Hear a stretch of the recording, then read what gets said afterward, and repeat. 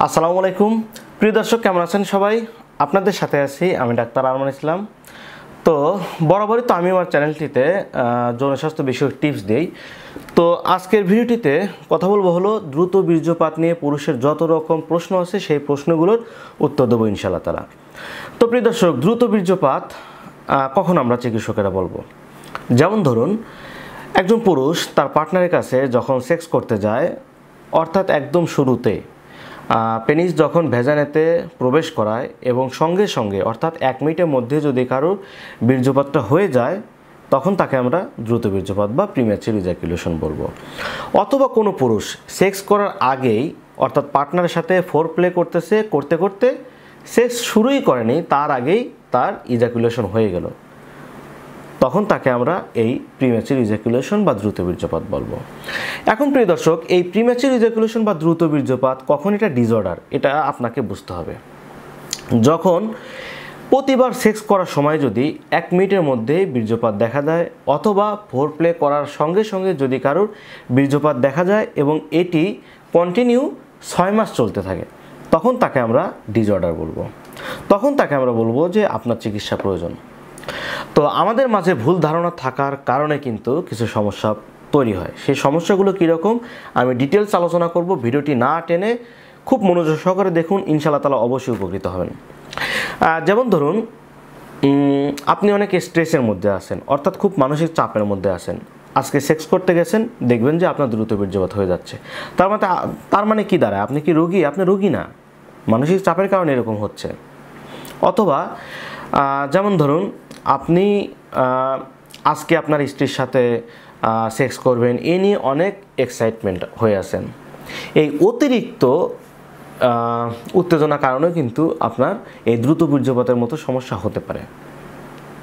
তারপর ধরেন, দীর্ঘদিন বিরতি দিয়ে আপনি সেক্স করতে যাচ্ছেন, অর্থাৎ যে কোনো কারণে হয়তো আপনার স্ত্রী আপনার কাছে নাই, আপনি হয়তো জবের খাতিরে বা যে কোনো কারণে স্ত্রীর কাছ থেকে অনেক দূরে আছেন। 15-20 দিন 1 মাস পরে যখন আপনি সেক্স করতে যাবেন, তখন আপনার কিন্তু দ্রুত বীর্যপাত হবে। এটু নিয়েও বিচলিত হওয়ার কোনো কারণ নেই, এটা হতেই পারে। তাহলে আপনি কখন চিকিৎসা প্রয়োজন আপনার? সেটা হলো পেনিস যখন ভ্যাজানাতে প্রবেশ করাবেন এবং সেটি 1 মিনিটের মধ্যেই যদি আপনার এরকম হয় এবং এটি কন্টিনিউ দীর্ঘদিন চলতে থাকে, অর্থাৎ একটানা 6 মাস, তখন আপনাকে বুঝতে হবে যে আপনি পেশেন্ট, তখন আপনার চিকিৎসা প্রয়োজন। তো প্রিয় দর্শক, আপনাদের মাঝে কিছু রোগীর অভিজ্ঞতা আমি আমার প্র্যাকটিস লাইফে যেগুলো দেখছি সেগুলো তুলে ধরি। অনেক পুরুষ মানুষ করে কি, তার যদি দ্রুত বীর্যপাত হয়, সে কোনো এক্সপার্টের সাথে কথা না বলে সে সেলফ মেডিকেশনে যায়, অর্থাৎ নিজে নিজে ফার্মেসি থেকে ওষুধ কিনে খায়। এটি হচ্ছে একজন পুরুষের মানে কি বলবো, অনেক বড় ধরনের একটা ভুল। এই ভুলটার কারণে তাকে সারা জীবন এই প্রবলেমটা সাফার করতে হয়। সে ফার্মেসি থেকে যখন এই উত্তেজনার ওষুধ কিনে খায়, তখন তার সাময়িক সময়ের জন্য পেনিসটা খুব শক্ত হয়, হয়তো কিছুটা কনফিডেন্স লেভেল বাড়ে, আর এটা সে কন্টিনিউ কিনে খেতে থাকে। তো দেখা যাচ্ছে যে সে দ্রুত বীর্যপাত রোধ করার জন্য এই ওষুধগুলো খাচ্ছে, কিন্তু এমন এক সময় হয়ে যায় যে এই ওষুধগুলো ছাড়া তার আর লিঙ্গই শক্ত হয় না। এই ওষুধগুলো ছাড়া তার লিঙ্গও শক্ত হচ্ছে না, সে আর সহবাস করতে পারতেছে না।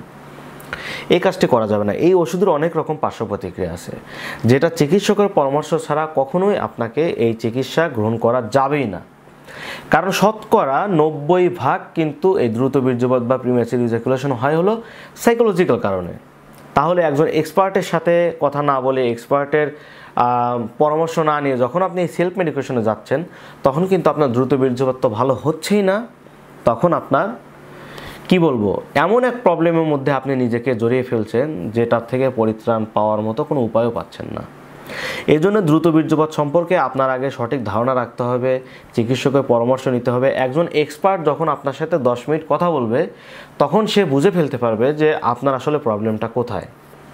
তখন একজন ফিজিশিয়ান আপনার এই প্রবলেমটা ধরে ধরে চিকিৎসা করবে, এবং এই চিকিৎসার পাশাপাশি এক্সপার্ট আপনাকে কিছু খাবারের পরামর্শ দিবে, কিছু এক্সারসাইজের পরামর্শ দিবে, মানসিক চাপ থেকে কিভাবে নিজেকে দূরে রাখা যায়, এটসেট্রা এটসেট্রা। যখন একজন ফিজিশিয়ান আপনাকে গাইডলাইন দিবে, সেই গাইডলাইন অনুযায়ী যখন চলবেন, ইনশাআল্লাহ তাআলা অবশ্যই দ্রুত বীর্যপাত হয়ে যাবে। তারপর আবার দেখা যায় নবদম্পতি যারা, অর্থাৎ যে সকল পুরুষ নতুন নতুন বিয়ে করছে, তো নতুন পার্টনার, আপনার সেক্স লাইফ সম্পর্কে কোনো অভিজ্ঞতা নাই, সেখানে অনেক রকম অ্যাংজাইটি কাজ করে, ডিপ্রেশন কাজ করে, এই জিনিসগুলোর কারণে কিন্তু দ্রুত বীর্যপাত হয়। তো যারা নতুন নতুন বিয়ে করছেন, এরকম স্বাভাবিক, কিছুদিন পার হলে কিন্তু এটা আপনি ঠিক হয়ে যাবে। তো ভয় পাওয়ার কোনো কারণ নাই, নিজে নিজে কখনো সেলফ মেডিকেশন নেবেন না, অবশ্যই একজন অভিজ্ঞ চিকিৎসকের পরামর্শ নিয়েই এই চিকিৎসাটি করবেন। তো প্রিয় দর্শক, আমি বরাবরই চেষ্টা করি যে আমি আপনাদের মাঝে এমন কিছু ভিডিও উপহার দেওয়ার জন্য যে ভিডিওগুলো দেখলে আপনারা উপকৃত হবেন। তো এই ভিডিওটি যদি ভালো লাগে অবশ্যই চ্যানেলটি সাবস্ক্রাইব করবেন এবং সাবস্ক্রাইবের পাশাপাশি বেল বাটনটি প্রেস করে দিবেন। ইনশাআল্লাহ তাআলা দেখা হবে আগামী ভিডিওটিতে। সবার সুস্থতা কামনা আজকে ভিডিও এখানেই শেষ করছি। আল্লাহ হাফেজ।